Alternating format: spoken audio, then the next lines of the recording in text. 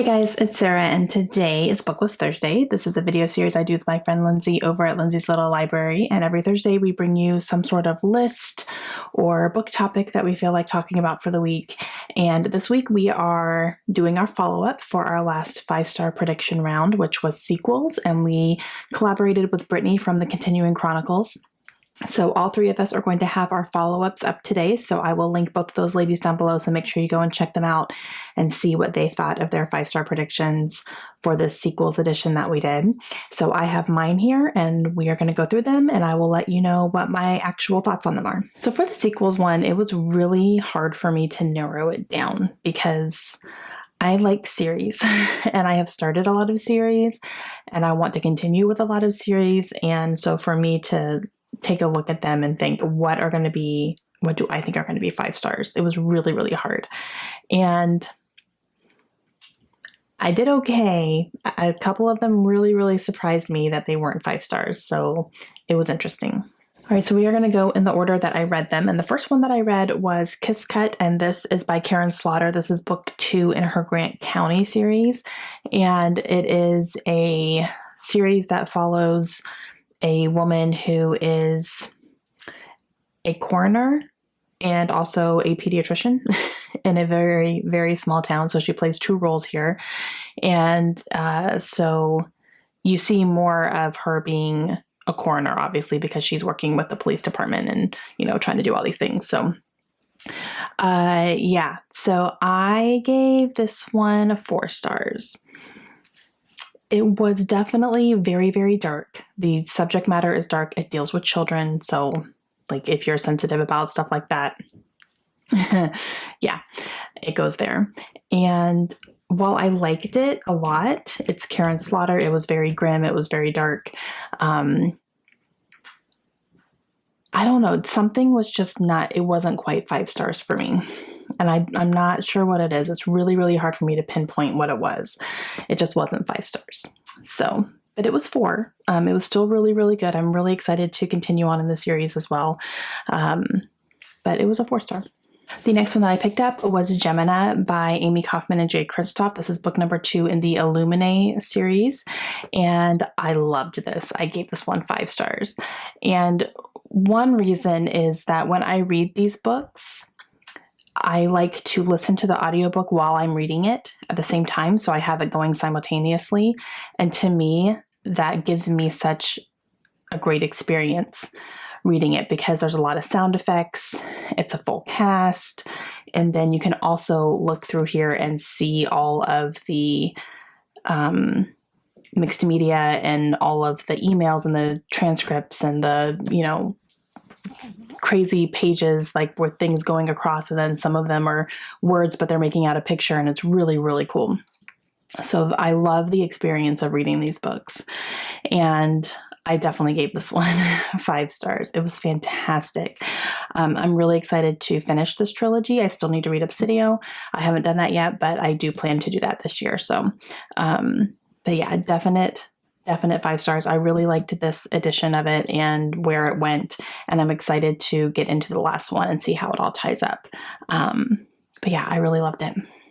And the next one that I read was Tower of Dawn by Sarah J. Maas. This is book number 6 in her Throne of Glass series. And this one I actually buddy read with Lindsay, which was interesting. And this one was a big surprise that I only gave it 4 stars, and it was a generous 4 stars. I was teetering between 3 and 4 for a while, but the ending of this kicked it up to a 4 for me.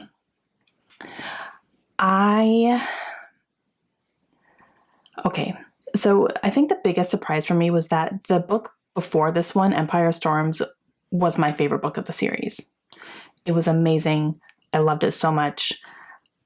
And so I went into this one with high hopes because we had just ended on that one. And I knew that this was following a different time, or not a different time. It was the same timeline as Empire Storms, but it was in a different area of the kingdom. So it was not with our characters from Empire Storms. It was with Kale and where he is and what he's experiencing in a different area, which was important still, right? But it wasn't as action-packed as I wanted it to be. There was a little bit of action, definitely, especially towards the end. it just wasn't what I wanted it to be. I wanted so much more from it. While it is important and you do need to read it, I don't know, it just lacked that book 6 in a series. You know what I mean? Like, I just felt like there needed to be more. And I think one of the problems was, this was not meant to be a full book. It was meant to be a novella following where Cale was and what he was doing, and then it could tie up in the end. But it turned into a 500-page book. 600-page book, actually. I think this is like 600 pages. And it just didn't need to be this long.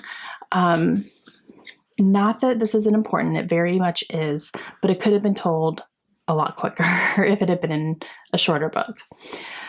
So I was bored in the beginning, and yeah, I don't know. I mean, it's Sarah J. Maas. I liked it, but I didn't love it. And that was a big surprise for me because a lot of people were saying that this is their favorite book of the series. And I was like, okay, not my experience, but all right.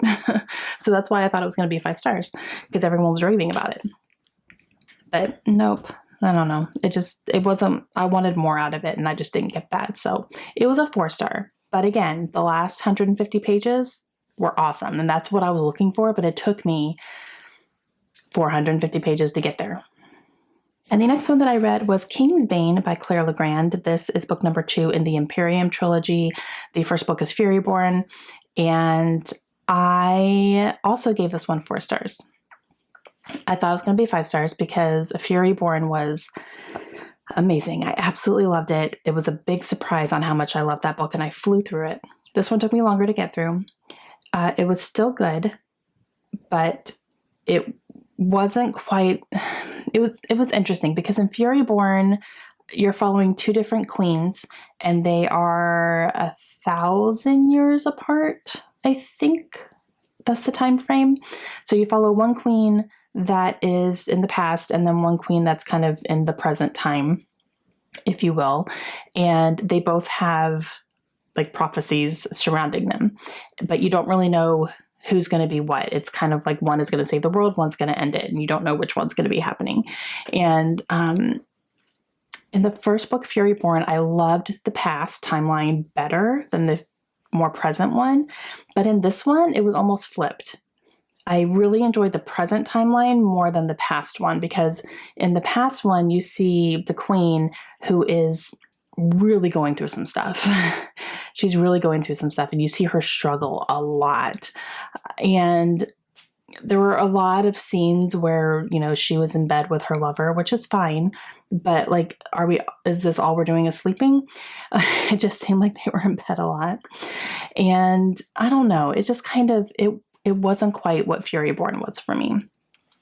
I still really enjoyed it. Good action. And, like I said, I kind of enjoyed the more present timeline more, which is good. At least I wasn't, continuing to not like that timeline. And there were some good twists as well. There's a really good twist at the end. So I'm excited to see where that goes in the final book. But yeah, so it was 4 stars. It was interesting.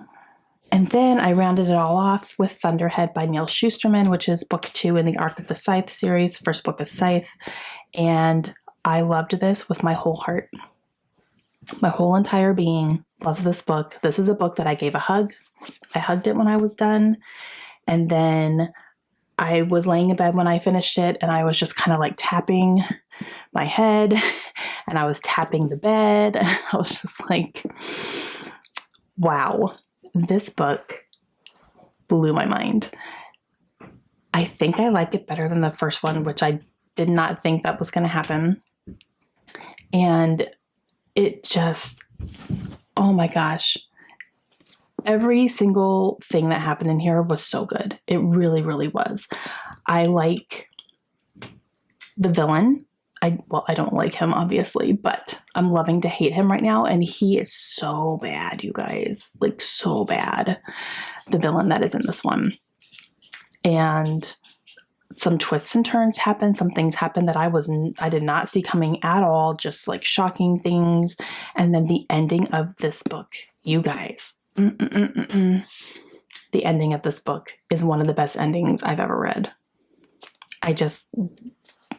What? somewhat. So yeah, I'm very excited to go on to read The Toll. I have been warned that The Toll is a little bit different. So like, I'm going to go into it kind of knowing that already. And, but man, like this was 100% 5 stars. Could very well make it into my top 10 of 2021. And it's the first book that I finished in the year. It very well could make it into that list. I'm not going to lie. It's already written down. Just wow. Wow. Okay, guys, those are my thoughts on my last pick for 5-star predictions for sequels. Very excited about them. So make sure you go check out Brittany and Lindsey and see what they thought about their 5-star predictions. I'm really excited to see that because we haven't talked too much about it. So I'm excited to go watch their videos today too, but I will have them both linked down below. And let me know down below what you guys think. If you've read any of these books, let me know what your thoughts were on them. Please try not to put any spoilers in case people haven't read them yet, but let me know what some of your favorite sequels are. Are there any sequels that you liked, maybe second, third, fourth, fifth in a book series that you liked better? And yeah, I want to know those thoughts down below. And I will talk to you guys again soon. Hope you have a great day. Bye.